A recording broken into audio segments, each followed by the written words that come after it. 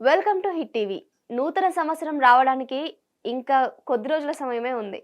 అలాగే 2023లో అసలు ఎన్నో మనం ఊహించని సంఘటనలు జరిగినాయి. అంటే కొన్ని హ్యాపీగా ఉండొచ్చు. కొన్ని అయితే మనం ఇంకా కూడా జీర్ణం చేసుకోలేకపోతున్నాం. సరే ఇదంతా పక్కన పెడితే మనం క్రికెట్ వైస్‌గా చూసుకుంటే అసలు క్రికెట్‌లో ఏం జరిగింది ముందు అంటే జాన్ నుంచి అసలు ఈ డిసెంబర్ వరకు ఎన్ని సంఘటనలు జరిగినాయి మనకు తెలుసు. మరి వాటన్నింటిని గురించి ఈరోజు క్రికెట్ రౌండప్ 2023 ఒక పేరుతో మీ ముందుకొచ్చేసాము. సో, ఇక్కడ మనతో పాటు ఉన్నారు రాకేష్ గారు cricket analyst. Hi sir. Hello, how are you? ఎలా ఉన్నారు? I'm absolutely fine. సో, ఆహ్, ఒక మొత్తంగా ఒక గ్రాఫ్ తీసుకుంటే మీకు మిమ్మల్ని బాగా ఆహ్, ఆశ్చర్యపరిచిన సంఘటన ఏంటి క్రికెట్‌లో? 2023 యాహ్! ఆశ్చర్యపరిచిన సంఘటన అంటే I'm doing the host show with you okay. You being a girl my God! And women IPL రావడం అది నాకు చాలా ఆశ్చర్యానికి గురించి. సూపర్. బికాజ్ ఎందుకంటే లాస్ట్ 3-4 సీజన్స్ నుంచి చాలా వరకు మన అందరం ఎక్స్పెక్ట్ చేసినాం ఈ సీజన్ వస్తుంది అనుకుంటా. బట్ ఫైనలీ 2023లో విమెన్ ప్రీమియర్ లీగ్ వచ్చింది. అది ఆశ్చర్యం కంటే అంటే మోస్ట్ హ్యాపీయెస్ట్ అని చెప్పొచ్చు. ఎందుకంటే if you look around the world cricket అనేది ఎంత గ్రో అయిందంటే అమ్మాయిల్లో కూడా చాలా క్రేజ్ వచ్చింది. అవును. సో దాంతో ఓన్లీ నేషనల్ టీమ్కి ఆడడానికి కేవలం 11 మంది వాళ్ళకే పాసిబుల్ అవుద్ది. And plus more over maybe 5-6 members extra add అవ్వచ్చు. బట్ ఇంకా అంతకంటే ఎక్కువ మంది చాలా మంది ప్లేయర్స్ ఉన్నారు. అండ్ ఐపీఎల్లో చూస్తే 6 టీమ్స్తో స్టార్ట్ చేశారు. విమెన్ ప్రీమియర్ లీగ్, అదే ఐపీఎల్ అనేది women premier league. So that was a tremendous hit. అది చాలా it made me get excited more 2023లో. అంటే ఇంకా చాలా ఉన్నాయి బట్ దాన్ని టాప్లో పెట్టచ్చు. Because and moreover BCCI కూడా విమెన్కి అండ్ మెన్కి ఇద్దరికి సేమ్ పే కూడా ఇవ్వడానికి నిర్ణయించింది కాబట్టి so they showing the equality, there is no gender difference. ఒక మంచి పాజిటివ్ వైబ్ కదా ఇది. అబ్సల్యూట్లీ. సో 2023లో నిజంగా క్రికెట్ ఫ్యాన్స్ అందరికీ ఇది ఒక మంచి న్యూస్ గా చెప్పొచ్చు. అంటే దేర్ ఆర్ లాట్ చాలా ఉన్నాయి. బట్ స్టిల్ మనం ఏదైనా టాపిక్ చేసుకోవాలి ఎందుకంటే ఇది యూనిక్ గా జరిగింది. అవును. మిగతావి మెన్ క్రికెట్లో చాలా చూస్తుంటాం, world cups, T20s, world test championships, double centuries చేయడం, లేదంటే ఒక మ్యాసివ్ ఇన్నింగ్స్ ఆడడం, లాస్ట్ బాల్కి బౌండరీస్ కొట్టడం, రింకు సింగ్ లాంటి ప్లేయర్స్ ఐపీఎల్లో ఒకే ఓవర్లో 5-6 కొట్టడం, ఇవన్నీ ఉన్నాయి. అవును. Still I feel this should be on the top. Yes, exactly. And మీకు యూనిక్గా అనిపించిన ఒక ప్లేయర్ ఎవరు? చాలా మంది ఉన్నారు యూనిక్గా అంటే. బికాస్ మీరు తిలక్ వర్మ తను డెబ్యూ చేయగానే వెస్టిండీస్లో హీ రియలీ ప్లేడ్ వెల్. వచ్చిన అవకాశాన్ని చాలా చక్కగా యూజ్ చేసుకున్నాడు. And then you have Yashasvi Jaiswal, తను కూడా చాలా చక్కగా యూజ్ చేసుకున్నాడు. అండ్ రీసెంట్గా సంజు శాంసన్ కావచ్చు, లేదంటే KL Rahul, the way he had come back. ఆ ఇంజురీ తర్వాత ఏషియా కప్లో డైరెక్ట్గా రావడం, ఆ తర్వాత రన్స్ స్కోర్ చేయడం, అండ్ ముందు ఉన్న కేఎల్ రాహుల్ కంటే ఎక్కువ కన్సిస్టెంట్గా రన్ స్కోర్ చేస్తాడు. అవును. రీసెంట్గా మనకు కన్క్లూడ్ అయిన టెస్ట్ మ్యాచ్లో కూడా ఐనో ఇండియా ఓడిపోయింది బట్ స్టిల్ తను చూపించిన ప్రదర్శన ఇట్ మేడ్ మీ హ్యాపీ. అంటే యాజ్ ఏ క్రికెట్ లవర్ లేదంటే క్రికెట్ అనలిస్ట్గా, బికాజ్ కేఎల్ రాహుల్ మీద చాలా ట్రోల్స్ వస్తుంటాయి. అవును. ఐ థింక్ ఇప్పుడు ప్రస్తుతం తన మీద వచ్చిన ట్రోల్స్ ఎవరి మీద రాలేదు. ఎందుకంటే ఐపీఎల్లో ఆడుతుంటే తను ఎక్కువ స్ట్రైక్ రేట్తో ఆడాడు అని అంటుంటారు. వేరేజ్ టీం విషయానికి వస్తే తను ఇండివిజువల్గా ఆడుతుంటాడు అంటుంటారు. క్యాప్టెన్సీ విషయానికి వస్తే అసలు తను క్యాప్టెన్సీ మెటీరియలే కాదు అంటుంటారు. ఇంకా ఇట్లా ఎన్నో ట్రోల్స్ చేస్తుంటారు. But keeping all those things aside he has perform to his best. తను మంచిగా ప్రూవ్ చేసుకున్నాడు. అయితే ఏంటి అంటే మనకు నార్మల్గా ఇంజురీ కంటే ముందు తను ఎలా ఆడాడు అనేది పక్కన పెడితే ఇంజురీ తర్వాత మనకు కొంచెం హోప్ తగ్గిపోద్ది. ఎలా ఆడతాడు, మేబీ ఆ ఇంజురీ బర్డెన్ ఏమైనా పడుతుందా అని, ఎఫెక్ట్ ఏమైనా పడుతుందా అని. బట్ అదంతా కేర్ చేయకుండా చాలా బాగా ప్లే చేశారు. సో ఇప్పుడు మీరు ఒక ప్లేయర్ని పిక్ చేసుకోవాలి అంటే వరల్డ్ కప్ మన మ్యాచ్లో ఎవరిని పిక్ చేసుకుంటారు? ఇండియన్ టీం నుంచి ఈ వరల్డ్ కప్లో మీరు కేఎల్ రాహుల్ని పిక్ చేయొచ్చు. You can pick captain Rohit Sharma, చాలా కన్సిస్టెంట్గా ఆడండి కెప్టెన్ రోహిత్ శర్మ. బికాస్ తనకు తెలుసు ఐ థింక్ ఇది లాస్ట్ వరల్డ్ కప్ అన్న విధంగా ఆడారు. Because next time World Cup జరిగే టైంకి వాళ్ళ ఏజ్ ఫ్యాక్టర్, వాళ్ళ ఫిట్నెస్ ఇవన్నీ కూడా వాళ్ళకు అనుకూలంగా ఉండకపోవచ్చు. Especially Rohit Sharma and Virat Kohli. So వాళ్ళిద్దరు being the senior players in the team, వాళ్ళిద్దరు చాలా మంచి ప్రదర్శన. And not to forget first few మ్యాచెస్లో I think if I'm not wrong first 5 matches Mohammed Shami ఆడలేదు. And then later he he's played all the matches, mostly all the matches, మధ్యలో అక్కడిక్కడ ఆడలేదు. But still తను 5 మ్యాచెస్ ఆడకున్నా కూడా తను 20+ వికెట్స్ తీసుకున్నాడు. So అది కూడా ఒక సర్ప్రైజింగ్ లాగానే అనిపించింది. ఎందుకంటే ఫస్ట్లో తనని then Indian team didn't even consider him. Later తనే ఒక స్ట్రైక్ బౌలర్గా మారాడు. సో వీళ్ళు ముగ్గురు seniors they have perform really well. And then KL Rahul విషయానికి వస్తే మనం మాట్లాడినట్టు కేఎల్ రాహుల్ కూడా చాలా చక్కగా ప్రదర్శన చేశాడు. స్పిన్నర్స్ విషయానికి వస్తే అశ్విన్ టీంలో తీసుకున్నారు, but he didn't get a chance. ఒక్క మ్యాచ్ చెన్నైలో జరిగిన మ్యాచ్లో మాత్రమే ఆడాడు. So if you look at that, ఒక్క ప్లేయర్ని పిక్ చేయడం కష్టం, బట్ మీరు ఒక్క ప్లేయర్ని పిక్ చేయమంటున్నారు కాబట్టి ఓవరాల్గా వరల్డ్ కప్ మొత్తం చూస్తే I will pick Rohit Sharma. Being the captain, మంచి స్టార్ట్ ఇవ్వడం, అగ్రెసివ్గా ఆడడం, నెక్స్ట్ అది నెక్స్ట్ వచ్చే బ్యాటర్స్కి ఈజీ అవుతుంది కాబట్టి క్యాప్టెన్ ప్లస్ బ్యాటర్ తను 100% పర్ఫామ్ చేసింది. So I will pick Rohit Sharma ఆ వరల్డ్ కప్లో. సూపర్. సో రాకేష్ గారు, మీరు ఒక cricket analyst and cricket commentator కదా. సో ఈ 2023లో మీకు మంచి మెమరీ ఏంటి కమెంటరీలో? కామెంటరీలో మంచి మెమరీ అంటే వరల్డ్ కప్లో కామెంటరీ చేసిన అదే మంచి మెమరీ, అంతకంటే ఇంకా మంచి మెమరీ ఏమి ఉండదు. So that was the best memory because I shared commentary box with Indian players. మన ఇండియాకి తెలుగు వాళ్ళు ఆడారు, ఎంఎస్కే ప్రసాద్తో షేర్ చేసుకున్నా. అండ్ అట్లనే వేణుగోపాల్ రావు కూడా ఉండే, ఐపీఎల్ ప్లేయర్స్ జ్ఞానేశ్వర్ రావు, ఆశీష్ రెడ్డి, లేదంటే తిరుమల్ శెట్టి, సుమన్, అండ్ దెన్ కళ్యాణ్ కృష్ణ, వీళ్ళంతా తెలుగు కామెంటరీ ప్యానెల్లో ఉండే. ఇంకా మాదంతా కామెంటరీ అంతా కూడా ఒకటే ప్లేస్లో జరుగుతుంది కాబట్టి the best moment was Sunil Gavaskar ఉన్నారు కదా. Sunil Gavaskar was doing Hindi commentary ఆ పర్టికులర్ డే, అండ్ నేను తెలుగు కామెంటరీ చేస్తున్నాను. సో మా ఇద్దరు స్టింగ్స్ సేమ్ టైంలో, అంటే నేను 9 to 9:30 కామెంటరీ నేను చేస్తే ఆయన హిందీలో 9 to 9:30 ఫర్ ఎగ్జాంపుల్ నేను చెప్తున్నా. ఆ తర్వాత 10 to 10 9:30 to 10 తర్వాత 10 to 10:30 half an hour break ఉంటుంది మాకు ఎవ్రీ స్టింగ్స్కి. సో ఆ డే అంతా I feel it was very fortunate. తనకి నాకు same sting. And then waiting హాల్లో కూడా వేరే వాళ్ళు ఎవరు ఉండకపోయేది, నేను సునీల్ గవాస్కర్ మాత్రమే. ఒక డే అంతా వీఆర్ టుగెదర్, మేమిద్దరం ఎన్నో like not just cricket, because తన ఎక్స్పీరియన్స్, తన ఏజ్, లైఫ్ ఎక్స్పీరియన్స్ కావచ్చు, క్రికెట్ ఎక్స్పీరియన్స్ కావచ్చు, he was sharing everything with me. And then నేను ఏది అడిగినా కూడా ఆయనలో ఎక్కడ కూడా ఇది లేదు. Like being the legend, Sunil Gavaskar అంటే ఫస్ట్ బ్యాటర్ టెస్ట్ క్రికెట్లో ఇండియా తరపున 10,000 రన్స్ స్కోర్ చేసిండు. అండ్ దెన్ 1983 వరల్డ్ కప్లో కూడా ఉండే. అండ్ అప్పటి నుంచి ఇప్పటి వరకు ఈ 75+ ఇఫ్ ఐఎమ్ నాట్ రాంగ్. ఎంత యాక్టివ్గా ఉంటారంటే. సో మనకి ఫిట్నెస్ విషయంలో కావచ్చు, క్రికెట్ పరంగా కావచ్చు, లైఫ్ పరంగా కావచ్చు, ఫైనాన్షియల్ పరంగా కావచ్చు, అన్ని రకాలుగా ఆ ఒక్కరోజు మొత్తం డిస్కస్ చేసాం. So I feel that was the biggest memory for me. మీకు ఒక మంచి కోచ్ అనుకోవచ్చు ఇంకా. Yeah, absolutely. సో అసలు వరల్డ్ కప్ అనే కాకుండా మిమ్మల్ని డిసప్పాయింట్ చేసిన ప్లేయర్ ఎవరైనా ఉన్నారా, అంటే మన ఎక్స్పెక్టేషన్స్ని? అంటే సంజు శాంసన్ వరల్డ్ కప్లో లేడు. వరల్డ్ కప్లో లేనప్పటికి కూడా తను అంటే అందరు ఎక్స్పెక్ట్ చేసి ఉంటారు సంజు శాంసన్ వరల్డ్ కప్లో ఉంటాడు, వరల్డ్ కప్ ప్లేస్లో ఉంటుంది అని చెప్పి. బట్ సంజు శాంసన్ ఇన్కన్సిస్టెన్సీ అనేది డిసప్పాయింట్ చేసింది. ఎందుకు సంజు శాంసన్ ఇన్కన్సిస్టెన్సీ డిసప్పాయింట్ చేసింది అని అంటే, తనకున్న ఎబిలిటీకి, తనకున్న స్కిల్కి ఐ థింక్ తను ఇప్పుడున్న పొజిషన్ కంటే he should have been in the better position. తను ఎప్పుడు కూడా ప్రతిసారి టీంలోకి వచ్చిన ప్రతిసారి తన మీద he'll be under the radar. ఒక మ్యాచ్లో ఛాన్స్ వస్తుంది, దాంట్లో పర్ఫామ్ చేయకుంటే మళ్ళీ నెక్స్ట్ మ్యాచ్లో ఛాన్స్ రాదు. సో చాలా ఇన్కన్సిస్టెంట్గా ఉంది, ప్రెషర్లో ఉంటాడు. Because if I'm not wrong 2015 world cup ఆ టైం నుంచి తను ఉన్నాడు. సో 2015 అయిపోయింది, 2019 అయిపోయింది, 2023 అయిపోయింది. 3 వరల్డ్ కప్స్ అయిపోయినాయి. తను ఆడిన నెంబర్ ఆఫ్ మ్యాచెస్ చూస్తే మేబీ ఒక 20 మ్యాచెస్ కంటే బిలోనే ఉంటాయి ఒక పర్టికులర్ ఫార్మాట్స్ తీసుకుంటే. అంత అప్పుడు 2015 నుంచి ఇప్పటికంటే మీరు చూడండి, ఇట్స్ ఆల్మోస్ట్ లైక్ 15 to 23 అంటే 8-9+ ఇయర్స్. అన్ని ఇయర్స్లో he just only played 20 international matches ఒక్క ఫార్మాట్ ఏదైనా మనం తీసుకుంటే. సో అది చాలా డిసప్పాయింట్ చేసింది. ఎందుకు అని అంటే మళ్ళీ చెప్పినట్టు he is very good with his skill, మంచిగా బ్యాటింగ్ చేయగలడు, at will he can hit sixes. తను స్లోగా ఆడాలనుకుంటే స్లోగా ఆడగలడు, ఫాస్ట్గా ఆడాలనుకుంటే ఫాస్ట్గా ఆడగలడు, ఏదైనా చేయొచ్చు. అది డిసప్పాయింట్ చేసింది. బట్ ఇయర్ ఎండింగ్లో డిసప్పాయింట్ చేసినప్పటికీ సౌత్ ఆఫ్రికాలో he has scored his century. అవును. సో మీకు అప్పుడు హ్యాపీ అనిపించవచ్చు. ఇంకా అసలు ఇప్పుడు మనకి యంగ్స్టర్స్ ఎక్కువైపోయారు క్రికెట్లో, వాళ్ళ గురించి మీరు కొంచెం చెప్పండి. సో ఐ థింక్ ఇండియాలో చాలా టాలెంట్ ఉంది. మనం ఈ ప్లేయర్ని పిక్ చేయొచ్చు. ఇప్పుడు మీరు ఐపీఎల్ తీసుకోండి, every season some or the other person is emerging as a player. Tilak Varma, Rinku Singh, ఇలా మీరు తీసుకుంటూ పోతే యశస్వి జైస్వాల్, ఒక సీజన్లో Prithvi Shaw. So every season ఎవరో ఒకరు ఆడుతూనే ఉన్నారు. వీళ్ళు కాకుండా ఇంకా చాలామంది ఇలా ప్లేయర్స్ వస్తున్నాయి. ఇప్పుడు ప్రస్తుతం మనకు వాళ్ళ పేర్లు మాత్రమే వినిపిస్తున్నాయి కాబట్టి. సో ఇంకా చాలామంది ఉన్నారు యంగ్స్టర్స్. బట్ ఏంటంటే ఒకప్పుడు యంగ్స్టర్స్కి ఆపర్చునిటీస్ లేకుండే.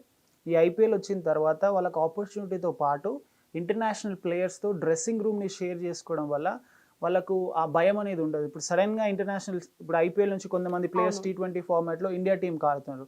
రింకు సింగ్ కావచ్చు, యశస్వి జైస్వాల్ కావచ్చు, లేదంటే తిలక్ వర్మ కావచ్చు, వీళ్ళు ముగ్గురు ప్రస్తుతం టాక్ ఆఫ్ ద టౌన్ లాగా ఉన్నారు యంగ్స్టర్స్లో. వీళ్ళు ఆ ఐపీఎల్లో ఆడిన అనుభవం, లేదంటే ఐపీఎల్లో వాళ్ళు ఇంటర్నేషనల్ ప్లేయర్స్తో షేర్ చేసుకున్న డ్రెస్సింగ్ రూమ్, వీటన్నిటి వల్ల వాళ్ళు ఇంటర్నేషనల్కి వచ్చి బెటర్గా ఆడగలుగుతున్నారు. సో యంగ్స్టర్స్కి ఇంకా ఇంకా ఆపర్చునిటీస్ వస్తాయి.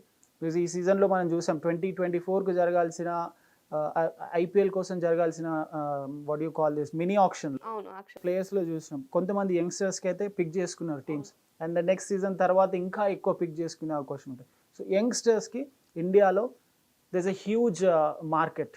ఇంకొకటి ఏంటంటే we're seeing tennis ball league కూడా స్టార్ట్ అవుతుంది ఒకటి. అవును. బీసీసీఐ దానికి అప్రూవల్గా ఉంది, అప్రూవల్ కూడా ఇచ్చింది. అండ్ దెన్ రవి శాస్త్రి దానికి అంబాసిడర్గా ఉన్నట్టున్నాడు, మన Telugu super star what is his name Ram Charan.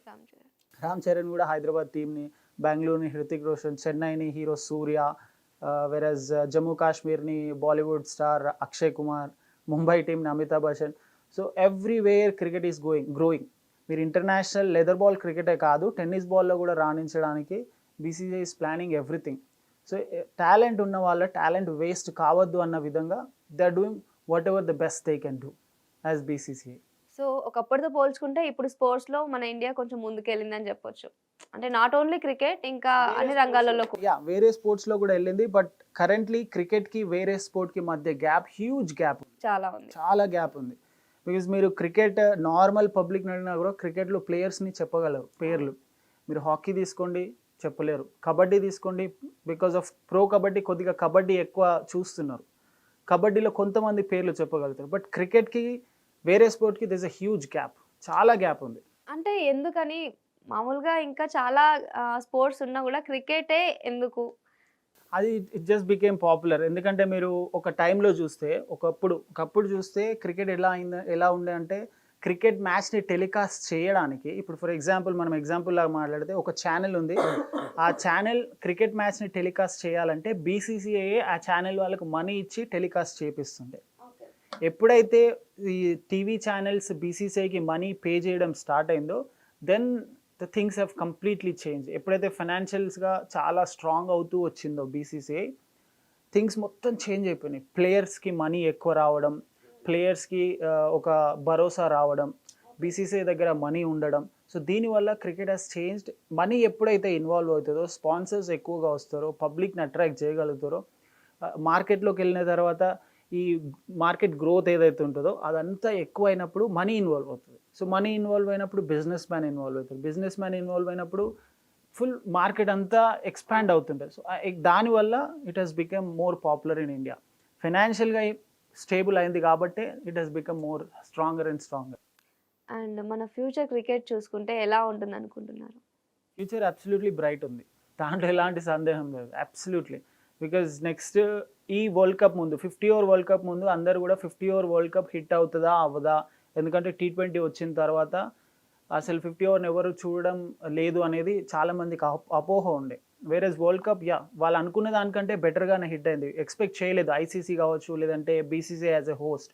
But it has become more popular. ఎందుకంటే మ్యాక్స్వెల్ డబుల్ సెంచరీ కావచ్చు, లేదంటే షమీ ఇంగ్లాండ్కి అగేన్స్ట్గా 5 వికెట్స్ కావచ్చు, ఎవరు ఎక్స్పెక్ట్ చేయని విధంగా ఆఫ్ఘనిస్తాన్ ఆల్మోస్ట్ సెమీఫైనల్కు రాగలిగింది. ఆ ఆస్ట్రేలియాతో మ్యాచ్ కనుక గెలిచి, లేదంటే వాళ్ళు ఆడిన ఫస్ట్ మ్యాచ్ బంగ్లాదేశ్తో ఓడిపోకుండా గెలిచుంటే.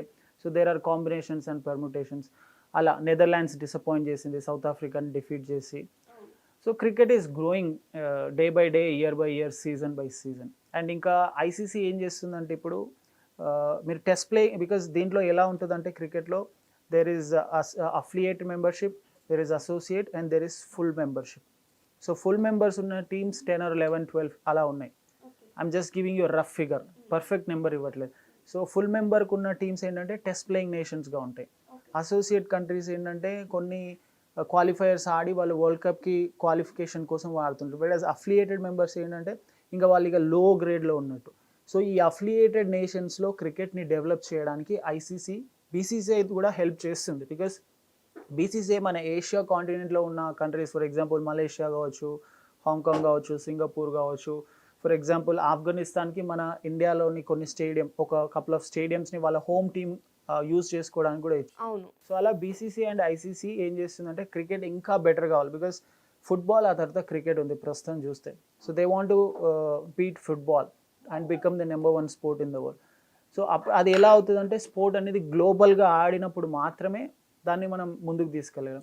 So the only 10 countries, India, Australia, Pakistan, New Zealand, Sri Lanka, Bangladesh, Zimbabwe ఇలాంటి కంట్రీస్ ఆడితేనే కాదు, అన్ని countries maximum number of participation ఉన్నప్పుడే it can be called as a global sport. So దానిలో భాగంగా ICC is taking lot of steps, BCCI help చేస్తుంది. So it will become more bigger and bigger. Best example ఏంటంటే cricket యూఎస్ఏలో 1800s నుంచి ఉంది, but still యూఎస్ఏలో చాలా మందికి cricket ఎలా ఆడతారు, క్రికెట్లో రూల్స్ ఏంటి ఏమీ తెలియదు. బట్ లాస్ట్ మీరు ఒక 3-4 సీజన్స్ నుంచి చూడండి, cricket has been becoming better and better in USA. Because గ్లోబల్లో ఇప్పుడు మీరు వరల్డ్లో చూస్తే మనం అమెరికాని రారాజ్ అంటాం, అమెరికా కరెన్సీతోనే వేరే కరెన్సీని కూడా కంపేర్ చేస్తుంటాం.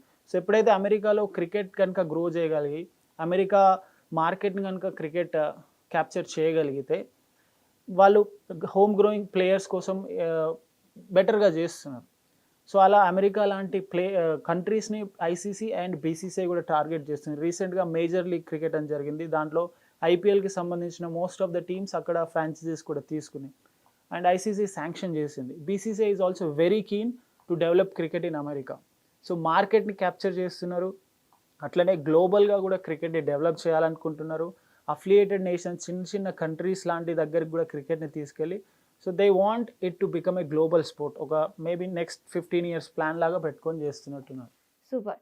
అయితే యాజ్ ఎ క్రికెట్ ఫ్యాన్‌గా మీరు 2023లో ఒక 5 ఈవెంట్స్‌ని పిక్ చేసుకోవాలి అంటే, క్రికెట్‌లో జరిగిన ఒక 5 ఈవెంట్స్‌ని పిక్ చేసుకోవాలంటే ఏది చేసుకుంటారు? వరల్డ్ టెస్ట్ ఛాంపియన్షిప్ ఒకటి, వరల్డ్ కప్ ఒకటి, విమెన్ ప్రీమియర్ లీగ్ ఒకటి, అండ్ దెన్ ఇండియాకు ఒక అవకాశం ఉండే సౌత్ ఆఫ్రికాలో టెస్ట్ సిరీస్ గెలవడానికి, బట్ ఆ టెస్ట్ ఓడిపోవడంతో టెస్ట్ సిరీస్ గెలవడానికి అవకాశం లేదు. సో ఇలా యూ కెన్ పిక్ ఇట్.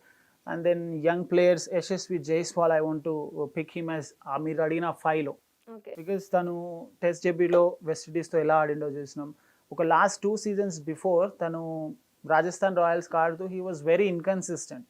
దానికంటే ముందు అండర్-19 వరల్డ్ కప్లో అందరూ తన మీద చాలా ఎక్స్పెక్టేషన్స్ పెట్టుకున్నారు. దానికి ముందు పృథ్వీ షా కూడా అండర్-19 నుండి వచ్చి చాలా ఎక్స్పెక్టేషన్స్ ఉండే తన మీద. ఆ ఎక్స్పెక్టేషన్స్కి తగ్గట్టు తను రాణించలేకపోయింది. బట్ యశస్వి జైస్వాల్ మీద ఎక్స్పెక్టేషన్స్ ఉన్నాయి. ఆ కపుల్ ఆఫ్ సీజన్స్ తర్వాత అందరూ అలానే అనుకుంటారు, ఏంటి అండర్-19 నుండి వచ్చిండు మళ్ళీ ఆడట్లేదు, పర్ఫార్మెన్స్ లేదు ఏంటి. బట్ ఆ ఒక్క సీజన్ తర్వాత లాస్ట్ 2 seasons నుంచి చాలా కన్సిస్టెంట్గా పర్ఫార్మెన్స్ ఉంది. డొమెస్టిక్లో చాలా మంచి పర్ఫార్మెన్స్ ఉంది. స్మాట్లో సయ్యద్ ముస్తక్ అలీలో పర్ఫామ్ చేసిరు, T20 ఫార్మాట్లో పర్ఫామ్ చేసిండు, డొమెస్టిక్లో అండ్ టెస్ట్లో కూడా పర్ఫార్మెన్స్ చూపించింది. So I will pick him as one of the best things I feel in 2023.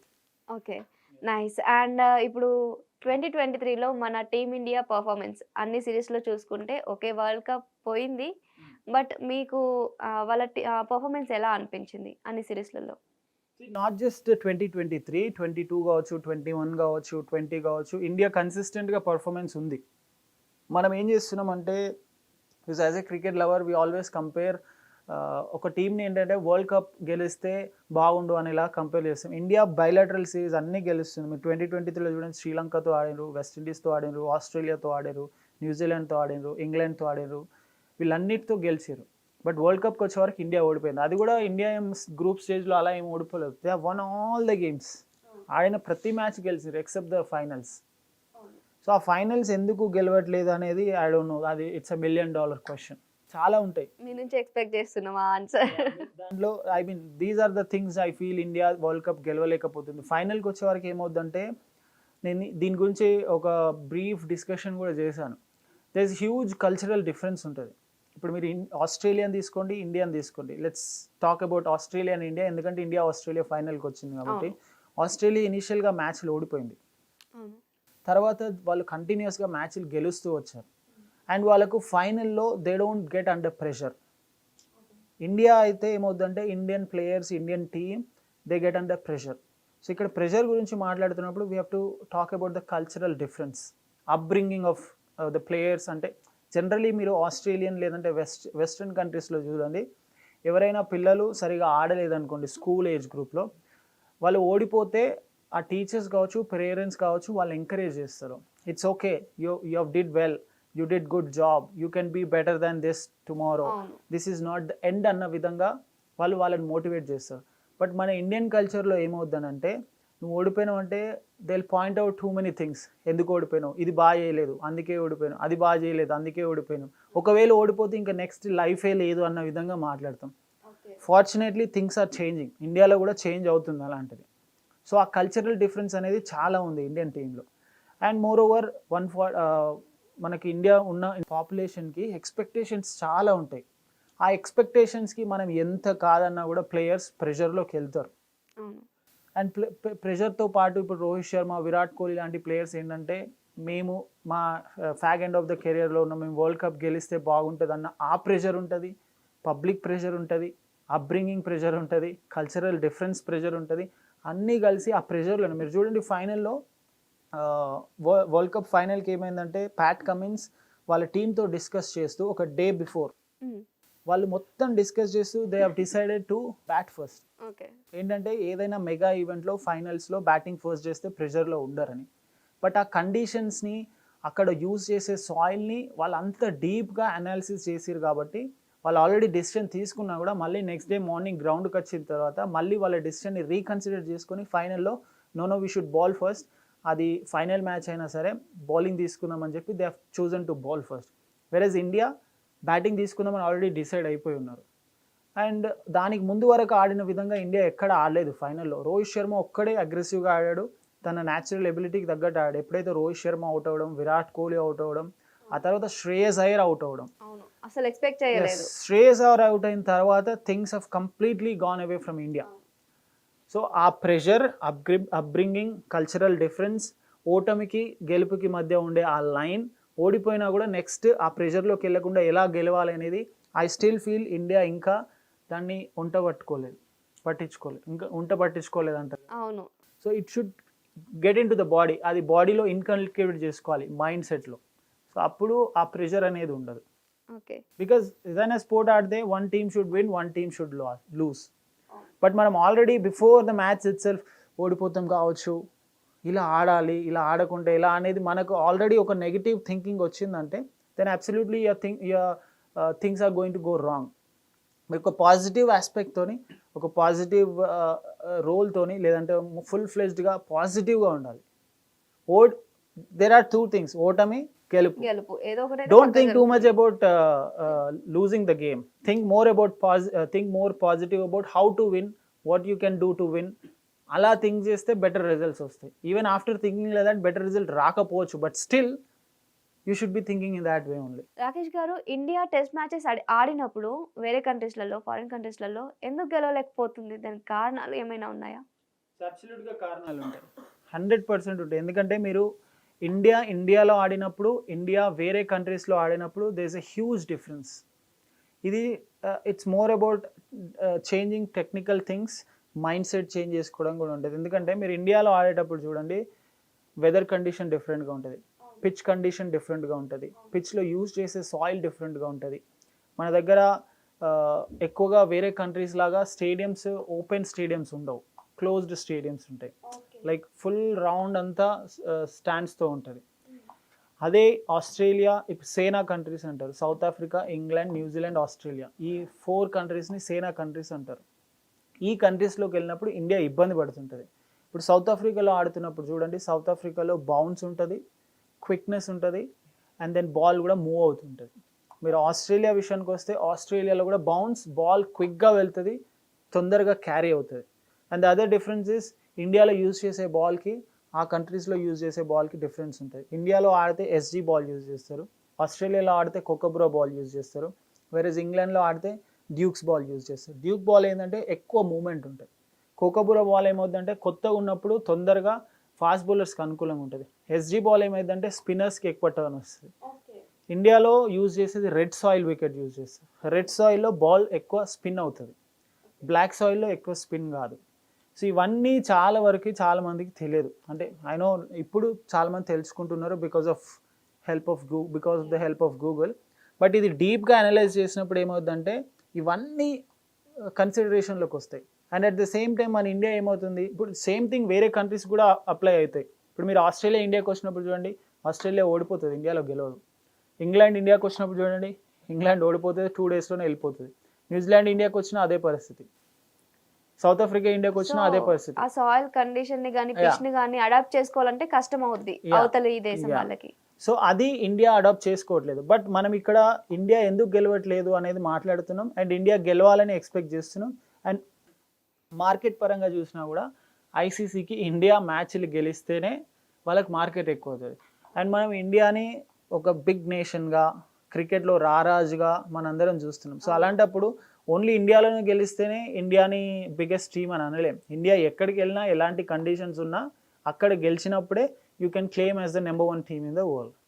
Okay. So India కండిషన్స్కి అడాప్ట్ అవ్వాలి. అడాప్ట్ అవ్వట్లేదు. అడాప్ట్ అవ్వాలంటే ఏం చేయాలి? మీరు ఒక 10 years బ్యాక్ వెళ్ళాలి. 10 years బ్యాక్ వెళ్తే ఏమవుతుందంటే, ఇప్పుడు ఫర్ ఎగ్జాంపుల్ ఇండియా ఆస్ట్రేలియాకి టూర్ చేస్తుంది అనుకోండి.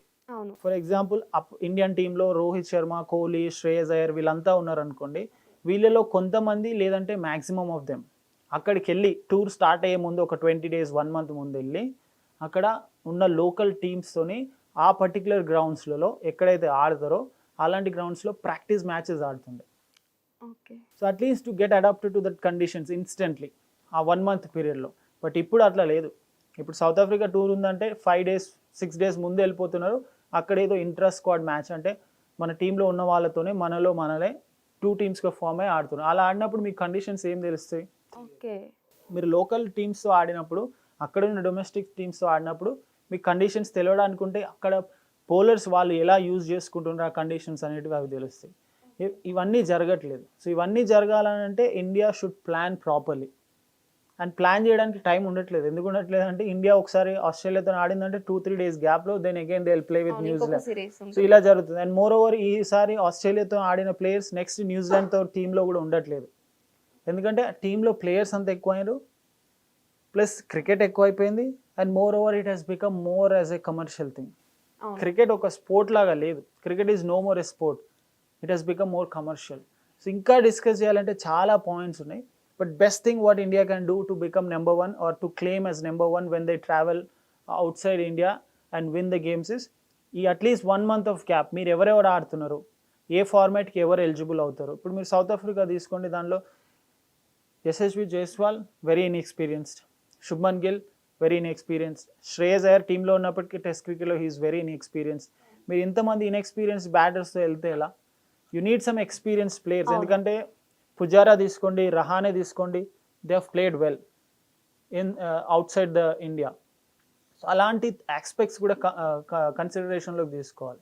బికాజ్ రహానే వరల్డ్ టెస్ట్ ఛాంపియన్షిప్లో ఉండే, and then he was vice captain next టూర్కి, and then all of a sudden he is not there in the team. So ఇలా చాలా ఉన్నాయి ఆల్రెడీ. అంటే ఇప్పుడు మనం అనుకుంటాము ఎక్స్పీరియన్స్ లేని వాళ్ళని ఇలా పంపించడం వల్ల ఇలా జరుగుతుంది అని.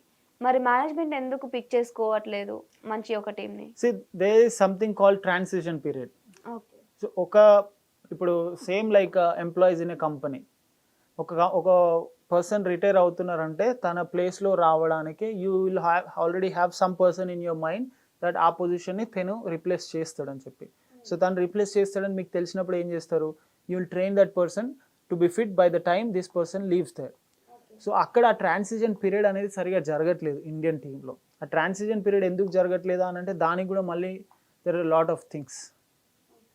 సో ట్రాన్సిషన్ ఎప్పుడైతే సరిగా జరుగుతుందో then you can get better results. ఒక సీనియర్ వెళ్ళిపోతున్నాడు అనేది మనకు తెలిసినప్పుడు you should train the other junior person who can actually replace him. So 2023 మీకు ఇలా అనిపించింది అని చెప్పారు. 2024లో మీరు ఎలా ఎక్స్పెక్ట్ చేస్తున్నారు క్రికెట్ నుంచి? నథింగ్ మోర్, ఇంకా బెటర్గా ఆడాలి. నాట్ జస్ట్ ఇండియా, క్రికెట్ గ్లోబల్గా కూడా ఇంకా డెవలప్ అవ్వాలి. చాలా నేషన్స్, మీరు జర్మనీ తీసుకోండి, జపాన్ తీసుకోండి, లేదంటే Hong Kong, Singapore, Dubai, UAE, Bahrain, Oman, ఇలాంటి టీమ్స్ అన్నిటికి కూడా మేజర్ టీమ్స్తో ఆడడానికి ఛాన్సెస్ వచ్చినప్పుడు ఏమవుతుందంటే ఆ టీమ్స్ కూడా స్ట్రాంగ్ అవుతాయి. ఆ టీమ్స్ కూడా స్ట్రాంగ్ అయినప్పుడు కాంపిటీషన్ ఎక్కువ అవుతుంది. కాంపిటీషన్ కూడా ఎక్కువైనప్పుడు గ్లోబల్ స్పోర్ట్గా మారుతుంది. గ్లోబల్ స్పోర్ట్గా మారినప్పుడు then you can say cricket has become a global sport and అది నెంబర్ 1 రావడానికి అవకాశం ఉంటుంది. ఓన్లీ 9-10 దేశాలు ఆడితేనే దాన్ని గ్లోబల్గా క్లెయిమ్ చేయలేం కదా. సో అలా it has to go to different parts of the world, not just sticking to Australia, India, New Zealand, South Africa, Pakistan, Bangladesh, West Indies ఇలా కాకుండా it should go to every corner of the world. అప్పుడు cricket can become global. Great. అసలు మీ ఇలా cricket అనలిస్ట్‌లో మాట్లాడుతూ ఉంటే ఎలా అనిపిస్తుందంటే, మన సుధీర్ గారితో గాని, లేదు అంటే వెంకట్ గారితో, మీతో మాట్లాడుతుంటే మీరు ఎక్స్‌ప్లనేషన్ ఇస్తుంటే క్రికెట్ సైంటిస్ట్‌లా అనిపిస్తుంది. Oh my God! అవి పెద్ద అబౌట్ పెద్ద వర్డ్స్. లేదు సాయిల్ గురించి గాని, ఆ స్వింగ్ ఎవరికీ తెలీదు. అంటే మేబీ ఇప్పుడు మీరు చెప్పినట్టుగా గూగుల్ వల్ల ఐడియా వస్తుందేమో గానీ, ఒక్కొక్కరికి బాగా ఇంట్రెస్ట్ ఉన్న వాళ్ళు సెర్చ్ చేస్తే తెలుస్తుంది కానీ, ఇలా అందరికీ తెలవాలి అంటే మీతో మాట్లాడాలి. మా ఆడియన్స్ కూడా మంచి యాక్చువల్లీ యాక్చువల్లీ చాలామంది నాన్ క్రికెటర్స్ కూడా, క్రికెట్ ఆడని వాళ్ళు కూడా, క్రికెట్ మీద చాలా ఇంట్రెస్ట్ ఉన్న వాళ్ళు కూడా, క్రికెట్ గురించి తెలుసుకున్న వాళ్ళు చాలామంది ఉన్నారు. దానికి అంటే క్రికెట్ ఆడలేదంటే కంప్లీట్గా ఆడని వాళ్ళని కాదు. ఇప్పుడు for example Indian team fielding కోచ్ని తీసుకుంటే దిలీప్, తను ఎవరైతే ఉన్నారో తను రంజీ ఆడలేదు, తను ఇంటర్నేషనల్ కూడా ఆడలేదు. బట్ క్రికెట్ మీద ఇంట్రెస్ట్తోని తను డొమెస్టిక్ అంటే చిన్న చిన్న టీమ్స్తో కోచింగ్ స్టార్ట్ చేస్తూ, ప్లేయర్స్కి కోచింగ్ స్టార్ట్ చేస్తూ, సర్టిఫికేషన్ చేస్తూ, అండ్ దెన్ హైదరాబాద్కి under 16, 19, 23 Ranji trophy, India A team, ఇలా స్లోగా he has become Indian fielding coach now. Oh! Great. So అలా you can learn everything. Because చాలామంది ఏమనుకుంటారు, ఇట్స్ జస్ట్ ఓన్లీ క్రికెట్ ఆడిన వాళ్ళే మాట్లాడవచ్చా అని అంటే లేదు. నాన్ క్రికెటర్స్ కూడా you can learn it, just that you should have that passion. ఇప్పుడు ఫర్ ఎగ్జాంపుల్ ఐసీసీ ఉంది. ఐసీసీ చాలా కోర్సెస్ని కండక్ట్ చేస్తుంది. Umpiring courses, coaching courses, soil courses, పిచ్ని ఎలా తయారు చేస్తారనే courses. So you can learn by using those things also from ICC. Super sir. చాలా థ్యాంక్ యూ. అసలు ఎన్నో విషయాలని మాకు క్రికెట్ గురించి గానీ, ఇంకా ఔట్ ఆఫ్ ది క్రికెట్ గూడా మీరు చెప్పారు. ఎలా బిహేవ్ చేయాలి, ఒక ఫారిన్ కంట్రీకెళ్ళినప్పుడు మన క్రికెట్ టీమ్ ఫేస్ చేస్తున్న ప్రాబ్లమ్స్ ఏంటి, ఇవన్నీ ఎన్నో విషయాలు చెప్పారు. మరిన్ని విషయాలు ఇంకా ముందు ముందు మనం తెలుసుకుందాము. Thank you sir. Thank you very much.